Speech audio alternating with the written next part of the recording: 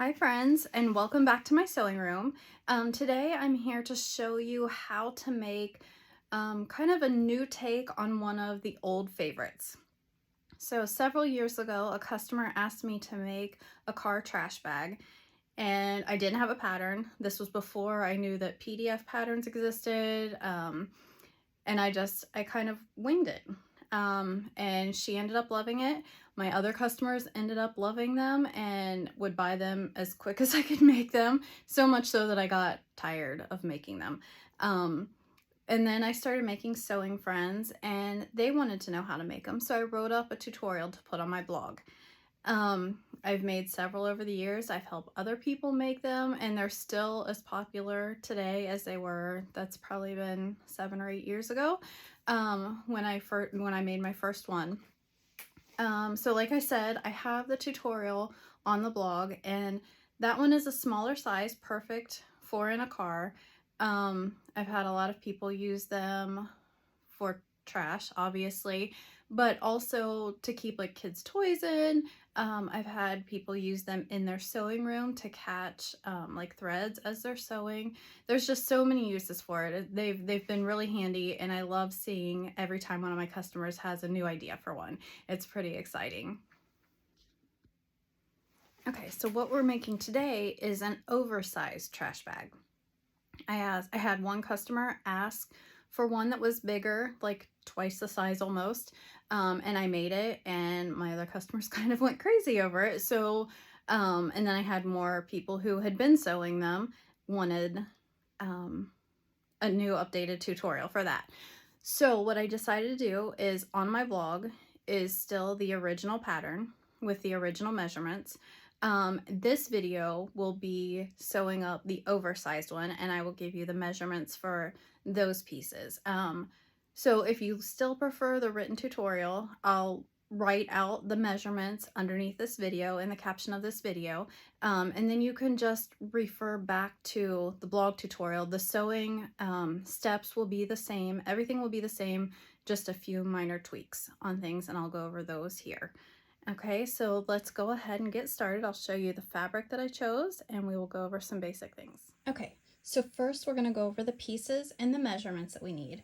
So you're going to start out, you need 4 pieces that are 10.5 inches tall by 15 inches wide. Okay, so you need one piece for the front, another piece for the back, and I will usually use something not custom for that just to save on the cost for that a little bit. You can even use waterproof canvas or whatever you want, just to save if you're using custom fabric for the front. And then you need 2 pieces of lining fabric. So for the lining, I have waterproof canvas here. The original pattern shows a woven with vinyl fused on it. Either option is completely fine. It's totally your preference. I've been using waterproof canvas a lot more lately just because I don't have to use interfacing or anything, and I'm all about the speed these days. So that's what I've been going with, but seriously, either option is fine, and my instructions on the blog tutorial show using vinyl fuse. So if you want to go by that, go by that, whichever you like better. It's really personal preference. For your main pieces, your outside pieces, I have got vinyl here. Again, if I use vinyl, I don't have to use interfacing, but you can use like a cotton spandex or a woven. You just need to make sure you use interfacing on those to give it that extra stability that you need. But like I said, I have got vinyl. I also have an industrial machine that can handle the thicker vinyls, so I have no problem going with that. So just go with whatever your machine can handle, whatever your personal preference is. It honestly does not matter. Then you also need to have, for your strap, you need to have, it really depends on what material you're using. I am using vinyl, and if I cut it, your strap needs to be finished size 1 inch wide, which means if you're doing a 4-fold, you need a 4-inch strip of fabric by 18 inches long. But since I'm using vinyl, I cannot fold it 4 times. If I folded it 4 times, it would be so thick. and it would not be fun to work with. So what I do is I am cutting my vinyl at 2 inches, and it basically will just be folded in this way, and you butt up the edges together. And then you also need to have a strap connector. This is the same depending on what fabric you use. Either 4 inches wide by 2.5 inches long, or if you're using vinyl, 2 inches by 2.5 inches. You also need to have a 1-inch swivel clip and a 1-inch D-ring. Okay. And then I like to have handy a smaller quilting ruler. You can use a bigger one if you want. You don't have to use one. You can draw your line with whatever ruler you have. I like to use this little 5x5 quilting ruler and some type of marking pen. I'm using this yellow chalk pen just because I've got darker vinyl, so it'll show up easier, but you can use heat erase pen. Honestly, it doesn't even have to be like one that disappears because it'll be hidden on the inside of your bag. You just want to make sure it doesn't, if you're using like a white or a light fabric, it doesn't bleed through and you see it on the outside. Okay, the first thing we're going to do is we're going to make our strap, just because it's my least favorite part of it. So I like to just get it done and over with, and it's ready for me. Like I said, I am using vinyl, so I'm going to do it just a little bit different, just because typically you would fold the ends under, and it's pretty thick if you do that with vinyl. So ends on vinyl will get left raw. So I will show you that in 1 second. I did cut just a little piece of waterproof canvas so I can make a faux strap just to show you how you're going to do it. So you want to start by finding the center. So this is a 4-inch strip, so I drew a line at 2 inches. Another way you can do it is just seriously just fold it right in half and crease it until you have your crease. You want to fold in just one end. This will be the end that will be outside of the bag. The raw end will be sewn into the trash bag, so you don't need to worry about that. But one end here, you want to press up 1/4 inch, 1/2 inch, whatever you feel like. That doesn't really matter. You just want to hide in the raw edges. And then I just stick a little clip on it until I can mess with it. Then you're going to fold each side into that center line or crease that you just made.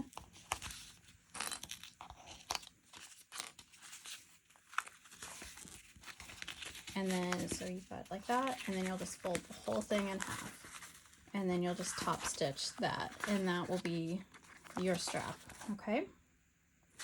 Now, if you are doing, you'll do the same thing except on your connector, you don't need to fold in one end.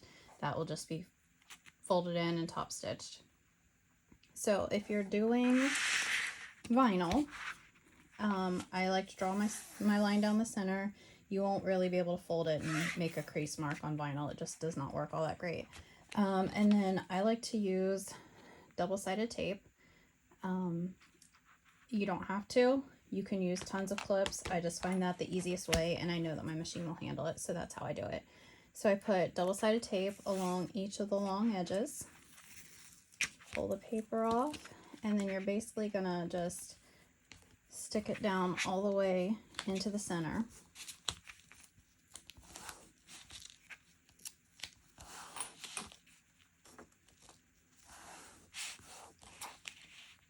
And you might need to use a couple clips just to hold it from pulling back.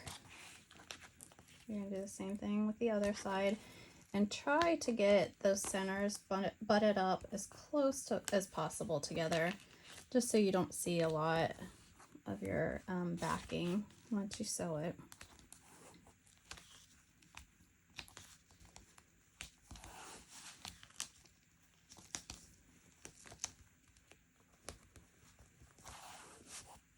Okay, a couple clips on just to hold it while I fold up my strap connectors. Move that out of the way. And then you'll do the exact same thing for your strap connector. Either fold it like you did with the yellow strap in 4s, or if you're using vinyl in the 2s like this. If you're using fabric for your straps, use interfacing on the strap, but don't use interfacing on the strap connector, just because it will get really bulky in there. So I don't use any interfacing on that. And then I'll just top stitch it. Okay, so I'm gonna go to my machine, and again, it really depends on which material you're using. If you're making your strap out of fabric or waterproof canvas, anything that you folded in four, I like to start at my folded end and just sew up the open side around here and then back up and back stitch, you know, both of those spots. However works best to top stitch for you. That's how I do it on when I make them like this. When I am doing the vinyl ones, I sew it from the wrong side where you can see my fold, and I just try to stitch as close to the edges there as possible. You can go back and you can do an 1/8 inch along the edges too if you want to. That's just personal preference. This is just how I do it. So I'm going to take these to my machine and I am going to top stitch those for you. All right, I have my straps top stitched. So the first thing you're going to do is we're going to take our D-ring and put it onto the strap connector, and I usually just clip it and set it aside. And then that one is all ready for us.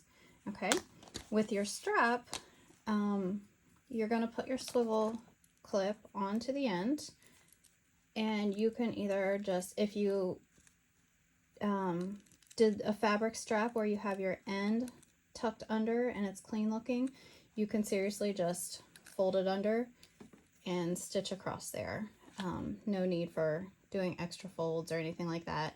You can also put a rivet in there if you prefer a rivet over the stitching.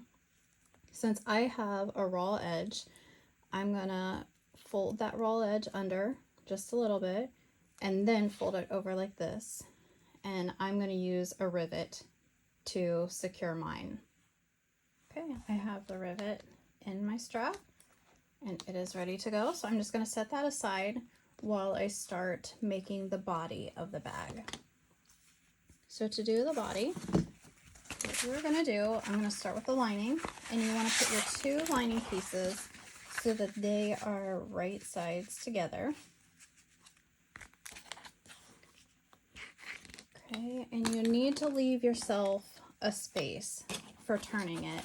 On the original one, I have, you basically just sew all the way around and then leave your space up at the top when you're sewing the front to the back. I don't love the look of that all that great, but there's not a ton of options on that one. So since this one has more room, what I'm going to do is I'm going to leave a space on the lining somewhere. You can leave it, if you want to leave it on the bottom, you can leave it on the side, or if you want to stick with the way the original pattern is and do it up the top, that's completely fine too. Whatever works best for you. I prefer to leave it on the side. That's just me. So you just want to make sure that you have, because you're going to make 5-inch box corners, so you just want to make sure that you are at least 2.5 inches, I mean obviously you want to go more, on the side so that you don't run into your box corner. So I'm just going to leave myself a mark here and a mark here. You don't need a very big space to turn it through, but enough, because it will be tight, especially if you're using vinyl. It will be a little bit more difficult. So just do that. And then what you're going to do is you're going to sew here. Make sure you're back stitching at your start and stop points. And then sew all the way around the 3 sides. Do not sew the top. And then you'll do the same with your outside pieces, but this time you will sew all the way around all 3 sides, okay? And same, you want to back stitch at your stop and start point, just because there will be stress on that once you're turning it. So after you've got it all clipped together, take it to your machine and sew both pieces. Okay, so I have sewn around both of mine. You will see on this one I have 2 lines of stitching. That is only because I'm using vinyl. That's not necessary every time, but I do like to do that on vinyl just because it is plastic. And at least there's a backup row of stitches if the plastic starts breaking. So that's personal preference also. It's just the way that I do it. I've got my lining sewn and I left myself a turning hole. Okay, so our next step will be to make the box corners, okay? The way you want to do that, you want the box corners to be 5 inches. On the original pattern, they are 4 inches, but since we're doing a bigger bag, we want a bigger bottom.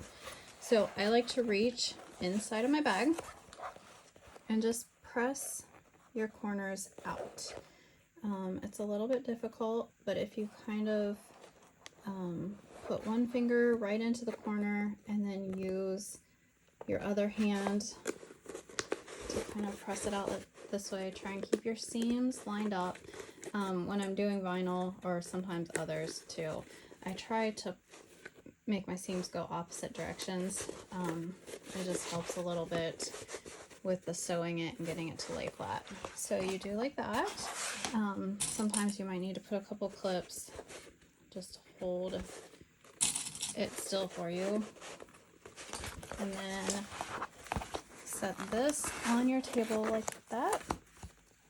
And then since we want 5-inch box corners, this again is where my little ruler comes in really handy. Mine's a 5x5. So I'm gonna take my ruler and put it the 2.5-inch line right on that center seam, and I'm just gonna move it up until you can see where that is at, so that you have a 5-inch box. And then just draw your line there. And then what you will do is you're gonna just sew right across that line. So do that with all 4 corners on your two on your lining and your 2 on your exterior, and then go to your machine and sew those. Okay, I've got all 4 of my corners sewn up, and then I've trimmed the corners off. Okay, trim it to about 1/2 inch-ish. You don't want to take off too much just because you do want the support there. So our next step is going to be to attach the strap and the strap connector. So what you want to do is you want to find the back side of your exterior piece, and I like to make a mark. Grab my chalk, sorry. Fold it in half. I match up the edge seams, fold it in half to find your center point here, and then make a little mark right there, just so you can mark it, you can use clips, however, just so you know where the middle is. Okay, now we want to have 5 inches between our strap connector and our strap.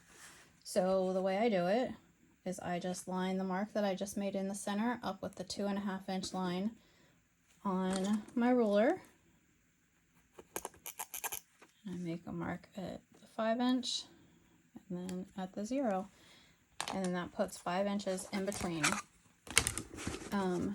Now what you want to do is flip it so it's right side out, and if you're using vinyl, this can get a little bit tricky, the turning vinyl, just because it's so stiff. So if you need to, just blast it with a hairdryer, soften it up a little bit. It gives you just enough, it softens it just enough so you can turn it and work with it and do what you need to do. Okay, so you'll get that, get your corners flipped all the way out. Look how sparkly this vinyl is. Isn't that fun? Okay. So we've got the corners all poked out, all nice and neat. Okay, and go back here to where your marks are. Take your strap connector and just clip it on. I like to leave a little bit hanging over the top, just so you've got a little bit of room in case it starts to pull out. It won't just pull out and fall. Do you see what I'm saying? So if you have a little bit of room, it has to work through all of that to be able to completely rip. Does that make sense? And then do the same with your strap. Make sure when you're putting your strap on that you want it to basically be right sides together. So your outside of your strap, you want to line up with your line. And again, keep a little bit hanging over just so there's some room for it and not wiggle loose quite so fast. It still could, that's always a possibility. But you want to make sure that you put your strap so that it's right sides together. That way when it's flipped over, the clip is going the right way. Does that make sense?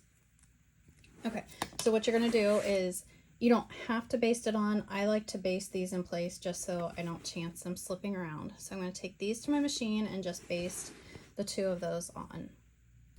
So the strap and the connector are basted in place. And now what we're going to do, I just can't get over all that sparkle. How fun is that, you guys? Okay, so now what we're going to do, sometimes I like to just kind of fold the strap up just to get it out of the way and put a little clip on it. You don't have to. Again, it's just one of those things I like to do. So we're going to take this, right side still out. Your lining piece is right side in, wrong sides are out. You want to keep it that way because you're going to put the exterior inside of the lining so that they end up being right sides together. Does that make sense? Match up your two seams, and I like to fold one direction and one the opposite direction so the seams kind of nest and you don't end up with quite as much bulk there. And I do that whether I am using vinyl or fabric. It really cuts down the bulk a lot if you do that.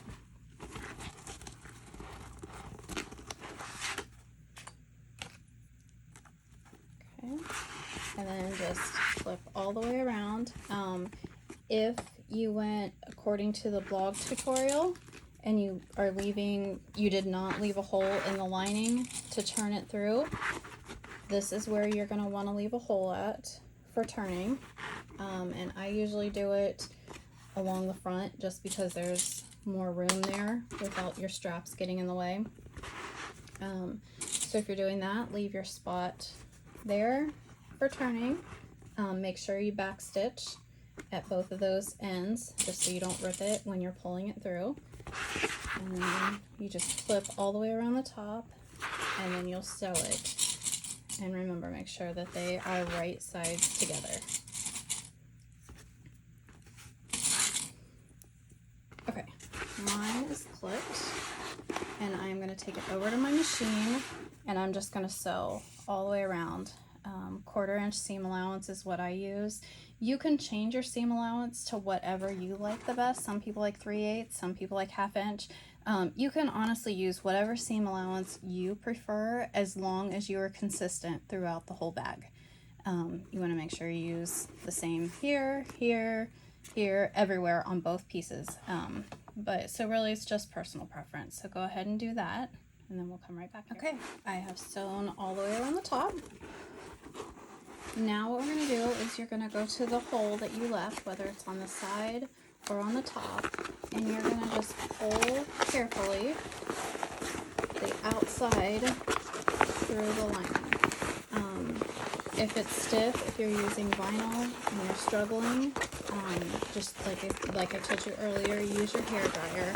Warm that vinyl up a little bit, and it makes it just soft enough to where it will pull through. And just keep pushing, get that all the way pushed out carefully, again, because you don't want to rip it at this point. You'd be really mad at yourself. And then once you've got it pulled through, just go through, push all of your corners out, and then you will close up. Well, I guess it depends on which option if you left your hole in the lining down in the bottom part, you will go ahead and close that up first.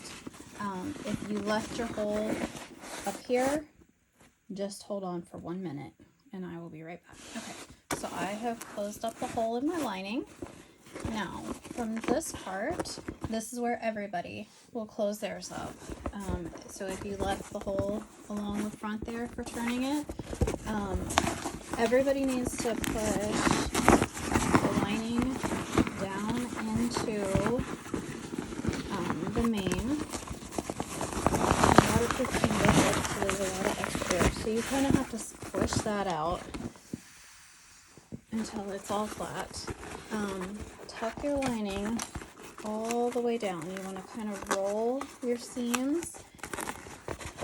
If you are one of the people who left the hole in the front, make sure that you fold that in so that it's, you know, the same seam allowance all the way around. And then I like to just put a couple clips all the way around just to hold it where it's supposed to be.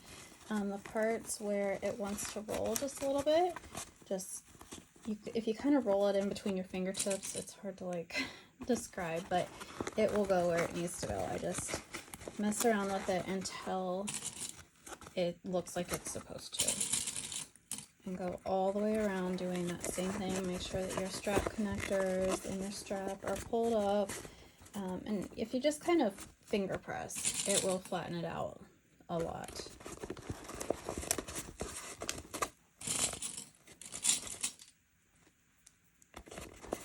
And then when you are top stitching, just make sure you're watching out for the strap so it doesn't get caught under your foot, you accidentally sew through it, because this is seriously the last step on this bag and you'll be finished.